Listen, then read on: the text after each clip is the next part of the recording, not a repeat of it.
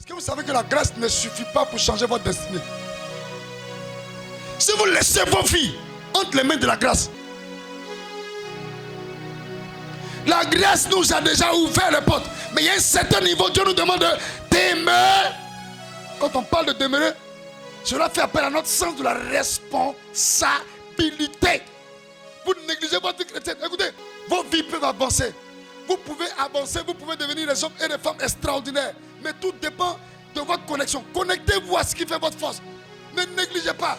Donc nous chrétiens, ce qui fait notre force spirituelle, ce n'est pas un sacrifice de bœuf. Ce n'est pas un sacrifice de mouton. Ce n'est pas des choses que le diable demande de faire. Mais ce qui fait notre force, c'est de rester connecté à Dieu dans notre relation personnelle et de le servir. Si toi, tu mènes une bonne vie de sanctification, ce que Dieu a prévu pour toi, mais il n'a pas dit de rester seulement à la vie de sanctification. Nous sommes sauvés par la grâce, mais nous devons travailler. Alléluia. Tu es dans la sanctification, la force spirituelle qui est sur toi va demeurer. La grâce, la puissance qui est dans ta vie là, va rester intacte. Mais elle peut s'augmenter en fonction de la dimension de ta relation avec Dieu. Mangeons la parole de Dieu. Ça va faire notre force. D'ailleurs là, aucune porte ne pourra tenir devant toi. Et le meilleur moyen de dire au diable, détruis-moi, c'est de faire comme les païens. Vous ne pouvez pas être des dieux et vivre comme des hommes. Vous ne pouvez pas dire que vous êtes des chrétiens et vivre comme des païens. Mon frère, ce qui doit arriver aux païens t'arrivera. Si tu vis comme un chrétien, ce qui doit arriver aux chrétiens t'arrivera. Jésus est notre force. Restons connectés. Alléluia. À part le Christ, y a-t-il un autre facteur qui nous permet d'observer la croissance dans notre vie? Comme je l'ai dit, restez connectés au facteur. Restez connectés à ce qui fait notre force. Une autre chose importante dans notre vie sociale. Dans ton foyer, qu'est-ce qui fait ta force? C'est votre complicité. Ne laissez personne rentrer au milieu. Ne laissez personne détruire votre communion. Qu'est-ce qui fait votre force à la maison? Votre vie de prière.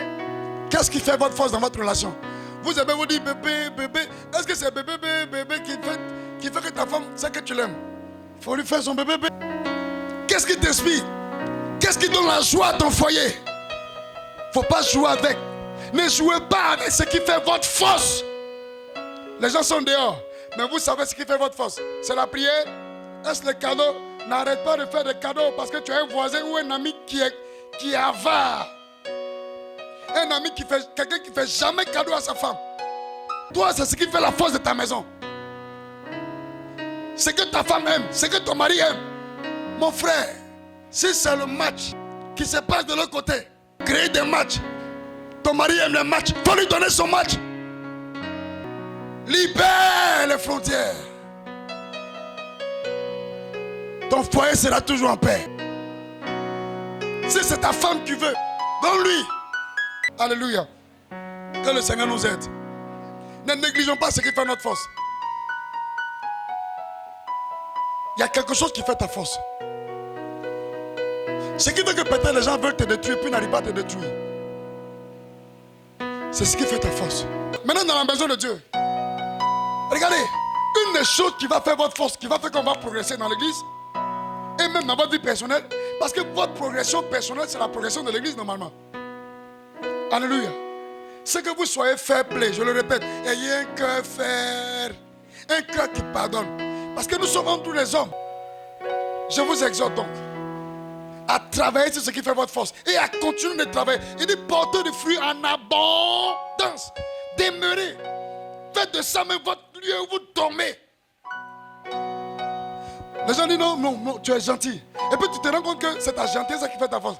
Oui, mais quand tu pardonnes, si vous êtes en face d'un être humain, en face d'un frère, et que vous cherchez son bien-être, vous là, vous n'allez jamais descendre. Dieu va vous élever. Quand les gens essaient de vous écraser, tout ce qui est dans leur tête, c'est comment faire pour vous détruire. Vous, ne gardez pas rancune. Soyez bon. S'il vous plaît, libérez votre cœur. Si vous êtes rancunier, le plan de Dieu va s'arrêter pour vous. Parce que le diable aura gagné. Et apprenons à demander pardon. Apprenons à nous pardonner. Détruis ta base. Nom de Jésus. Seigneur, restaure son cœur. L'esprit de mort est vaincu au nom de Jésus. Ce mandat de destruction est vaincu au nom de Jésus. Tu libères sa vie. Tu libères sa vie. Tu libères sa vie. Seigneur vous bénisse. On peut tous se tenir debout. Parle au Seigneur. Demande au Seigneur de t'aider. Demande au Seigneur. Demande pardon aussi. Si tu négligeais déjà ce qui faisait ta force, tu as commencé à relâcher dans ton foyer, dans tes affaires, dans ta vie. Demande au Seigneur de t'aider. Dis avec moi, Seigneur, aide-moi. Je veux me connecter, Seigneur. Rester connecté à toi. Demeurer en toi par ma vie de sanctification, par mon obéissance à ta parole, par ton œuvre. Rester connecté au succès en faisant ce qui est bien. Que nos faiblesses, Seigneur, soient comblées par la force que tu nous donnes maintenant. Donne-nous de devenir forts là où nous sommes faibles et donne-nous d'être encore plus forts là où nous sommes faibles. Nous voulons te glorifier, nous voulons porter plus de fruits. Nous voulons porter plus de fruits. Aide-nous, Seigneur.